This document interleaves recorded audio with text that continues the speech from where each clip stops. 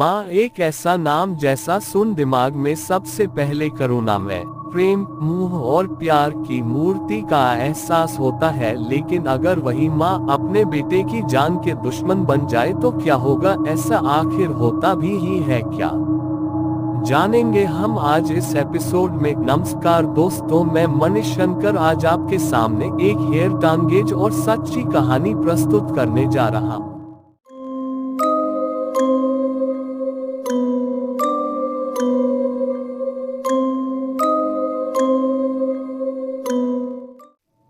महाराष्ट्र के जलगांव के अंतर्गत आने वाले एक छोटे से गांव है चाडी गांव, जहां पर एक छोटा सा परिवार, गरीब परिवार रहता था। इस परिवार में 4 लोग होते हैं। मंगेश पाटिल, उसकी माँ गीता बाई, उसके पिता दद्दू पाटिल और उसकी एक बहन। पापा बेताब मेहनत मजदूरी करके अपने परिवार का पेट पालते आ रहे थे और आपको इस बात का खास ख्याल रखना है कि उनके भी कुछ रिश्तेदार होते हैं। वह उन्हीं के साथ उनके गांव में रह रहे होते हैं। एक वक्त घर मंगेश पाटिल 2 फरवरी 2019 को जब शनिवार का दिन होता है, जिसके चलते मंगेश पाटिल को उसके स्कूल से हाफ डे की छुट्टी हो जाती है और इसीलिए वह हर रोज से कुछ समय पहले ही अपने घर पहुंच जाता है।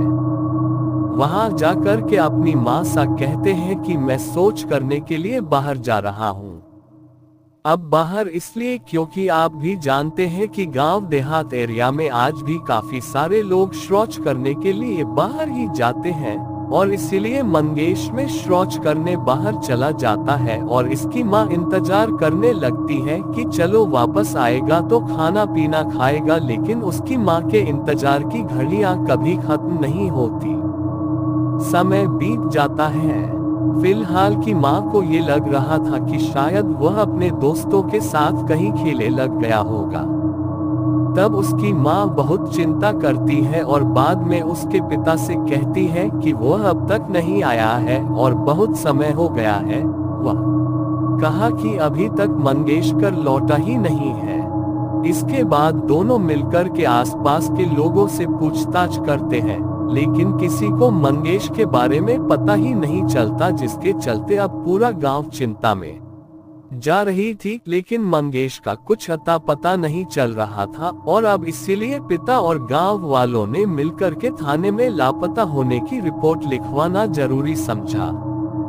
शुरू होती है तो 4 फरवरी की सुबह। दूसरी ओर मंगेश पाटिल के घर वाले और उसकी मां का तो रो रो कर बेचारी का बुरा हाल हो चुका था। अब गांव में रह रहे हो उसके जो रिलेटिव करीबी रिश्तेदार होते हैं, उसका ढांढस बांधते हैं कि मंगेश जल्द ही मिल जाएगा। और वहीं दूसरी ओर पूरा गांव भी लेकर के चिंता में डूबा हुआ था, क्योंकि मंगेश एक बहुत ही प्यारा लड़का था जो कि उसे गांव में होने वाले भजन कीर्तन में हिस्सा लिया करता था। अभी तो 4 फरवरी का दिन ही चल रहा था।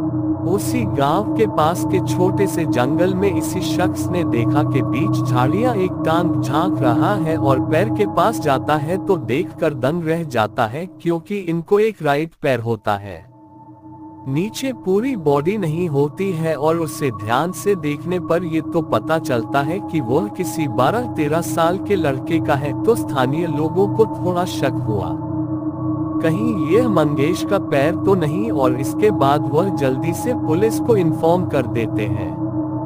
पुलिस भी जल्दी से जगह पर पहुंच जाती है और जब ये खबर मंगेश के घर वालों तक पहुंचती है तो घर वालों की हालत और बिगड़ जाती है। उसकी मां तो रो रो कर और बुरा हाल हो जाता है, क्योंकि इससे पहले उनको कहीं ना कहीं इतनी सी उम्मीद थी कि आज नहीं तो कल मंगेश मिल जाएगा और वह घर वापस लौट आएगा। पर इस खबर के बाद उनकी वह उम्मीद भी टूट जाती है। पर यह कहना थोड़ा मुश्किल था कि वह पैर मंगेश का ही हो, क्योंकि अभी कोई नहीं हो सकता है कि वह पर किसी और का भी हो सकता है। तो इसलिए फिलहाल तो पुलिस वालों का दिमाग तो घूम ही गया कि अगर यहाँ पर एक पर मौजूद है तो शायद हो बाकी के बॉडी पार्ट्स यहीं कहीं भी होंगे। तो वहाँ की छानबीन में लग जाती है और उसी दौरान वहाँ पर बॉडी पार्ट्स भी मिल जाते हैं। सर नहीं होता है और बॉडी की हालत बहुत ही खराब। फिर भी उसकी फैमिली को वहां पर बुलाया जाता है और कुछ कपड़े और बॉडी पार्ट्स के कुछ निशान देख कर के मौगी के घर वाले ये तो कंफर्म कर देते हैं कि यह कोई और नहीं बल्कि हमारा बेटा मंगेश के। अब पीड़ित का अध्याय बंद हो गया और हत्यारे का अध्याय खुल गया। पुलिस वालों ने अपने प्रशिक्षित कुत्तों का भी सहारा लिया था, लेकिन ट्रेन के सभी कुत्ते लगातार भौंकते हुए पीड़ित के घर तक पहुंच गए। अब पुलिस के दिमाग में यह सवाल कौंध गया है कि ट्रेन कुत्ते लगातार पीड़िता के घर के गेट की तरफ क्यों भौंक रहे हैं। जैसा कि हम सभी जानते हैं कि इन ग्रामीण क्षेत्रों के दूरदराज के स्थानों में कोई सीसीटीवी कैमरा मौजूद नहीं है, लेकिन सौभाग्य से वहां एक सीसीटीवी कैमरा मौजूद था। एक जौहरी की दुकान में यह सबूत का बहुत मजबूत बिंदु साबित हुआ। जब उन्होंने सीसीटीवी कैमरे की फुटेज की जांच की तो उन्हें आश्चर्यजनक रूप से एक बहुत ही परेशान करने वाली जानकारी मिली। वे इस प्रकार थे कि एक गरीब आदमी के पास एक बैग था जिसमें ये बहुत ही असामान्य लग रहा था। बैग काफी भारी और बोझिल लग रहा था। दुर्भाग्य से वे उस गरीब आदमी का चेहरा ठीक से नहीं देख पाए, लेकिन चित्र बनाकर उसका पता लगाने में सफल रहे। उन्होंने घोषणा की कि जो कोई भी इस आदमी को ढूंढेगा उसे एक मुश्त राशि इनाम में दी जाएगी।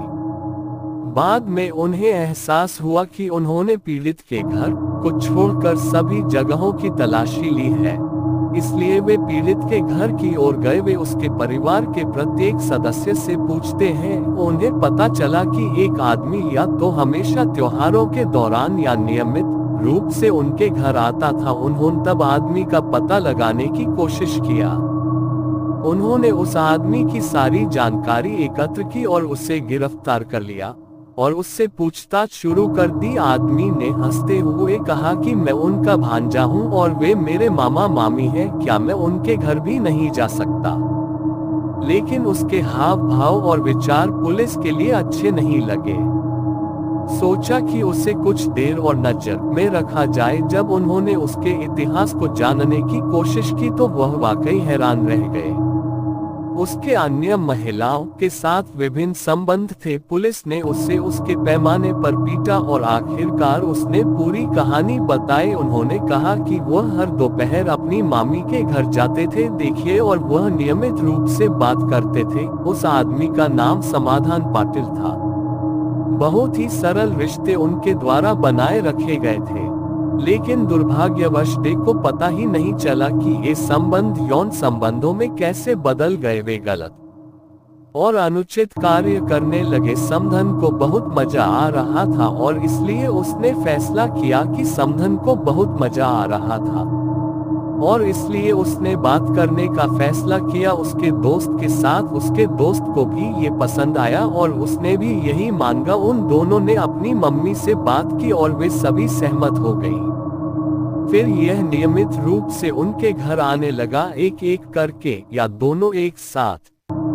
उस दिन जब मंगेश पाटिल जल्दी घर आया और अंदर गया तो उसने देखा समाधान पाटिल के दोस्त और उनकी मां की हालत बेहद घिनौनी थी।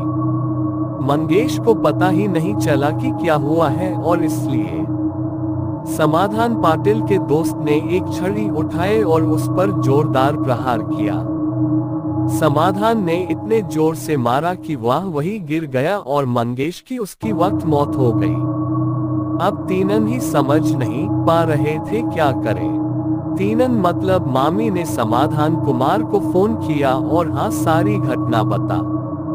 तीनों ने ये फैसला किया कि वह इसे रात के वक्त अंधेरे जंगलों में ले जाएंगे और इसे काट कर टुकड़े टुकड़े कर फेंक देंगे। हाँ सुन, गांव वाले सब चौंके रह गए। हाँ सब देखने लगे कि एक यही माँ जो अपने बेटे की मौत पर रो रही थी, असल में वही असली दोषी है। वह लोग ये समझ गए कि उसका आदमी कैसा था। ये सब नाटक कर रही थी, कैसे ये सब एक झूठ था। ऐसी कहानियां सुन कभी खबर लगती है कि कुछ माँ असल में वह आदमी नहीं, वह तो आदमी के रूप में हवाईनियत का रूप है, वह तो एक शैतान का रूप है। यह मन के नाम पर कलंक है। खैर, दिल से बुरा लगता है। मंगेश पाटिल के लिए अगर आपको हमारे इस एपिसोड को सुनने में अच्छा लगेगा तो हमारे इस चैनल को सब्सक्राइब कर दीजिए और कृपया आगे की अपडेट के लिए बेल आइकन पर क्लिक करें। मिलते हैं अगले एपिसोड में, तब तक के लिए अलविदा, नमस्ते, राम राम।